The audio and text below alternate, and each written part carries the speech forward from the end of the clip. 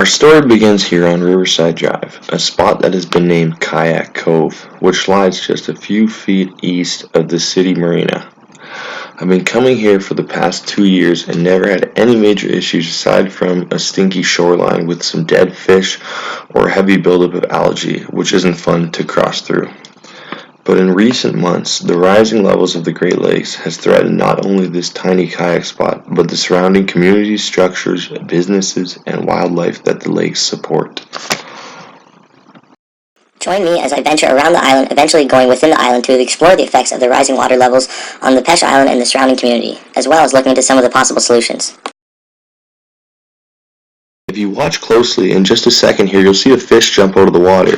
Now, we were just crossing the river and we noticed there were lots of fish jumping out, so I decided to just hold my camera steady, see if I could get one. Luckily, I got one on the film, so that was pretty neat, and it just goes to show how much wildlife and fish and animals the island and the surrounding areas really do support.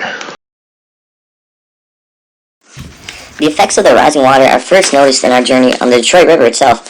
Although the water levels normally rise every spring and summer, this year has been insane, and Lake Erie, Superior, and St. Clair have all broke records for their high water levels in May, which are expected to drop down late fall. The reason for the excess water is due to heavy rainfalls and snow in the past few months. With these high levels, the Detroit River becomes much more choppy and has higher waves. Objects that are usually visible and sticking out now may be submerged underwater and completely invisible to unsuspecting motorists who can be killed or injured in collisions. As well, the speed of the river is doubled compared to the average speed. Most years the surface water speed is clocked in at 2.5 knots, but this summer it's been recorded at 5 knots. The cause of this insane speed is due to the opening of the Moses Saunders Dam near Cornwall on the St. Lawrence River. The dam was opened due to the high water levels, and since it's at the larger upper Great Lakes, it flows down to Lake St. Clair and the Detroit River almost in a funnel sort of manner, and that's why you get the intense speed. Here at the front of the island, we can already see the effects. I'm approaching the police dock here, which is reserved just for the police boats. And as you can see, the water is just spilling right on over, right onto the grass there. And I'm not even sure if the police are able to dock their boats due to the levels at the moment. I don't think they can. So as we go around the island, we reach the inner dock here. Now this is just for the public to dock their boats, and I'm trying to zoom in. It's kind of hard to see, but on the dock there, on the edge of it, you can see it's actually built above another dock because they had to pretty much just build a whole new dock because the water submerged the old one. So there's 2 levels to that dock if you look in close, and it looks like they're probably going to even have to build another one if the water keeps rising the way it does.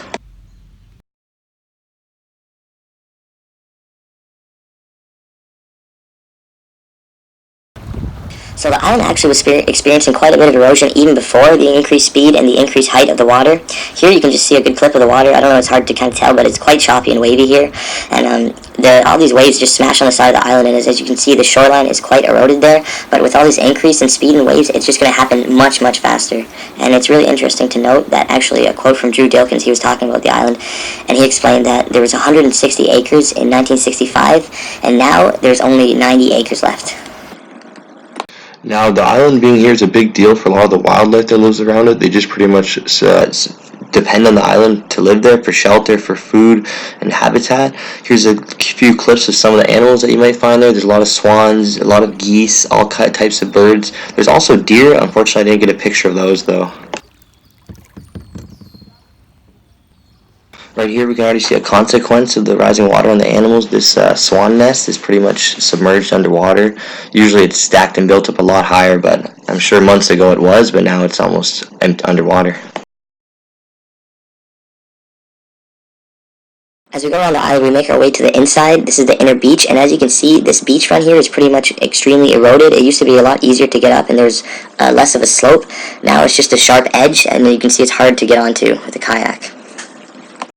This bridge here used to be an access point for many kayakers and paddle boaters because they'd go under it, but now the water's so high no one can get under it, as you can see. So it's quite a big issue because it's one of the main access points on the one side of the island.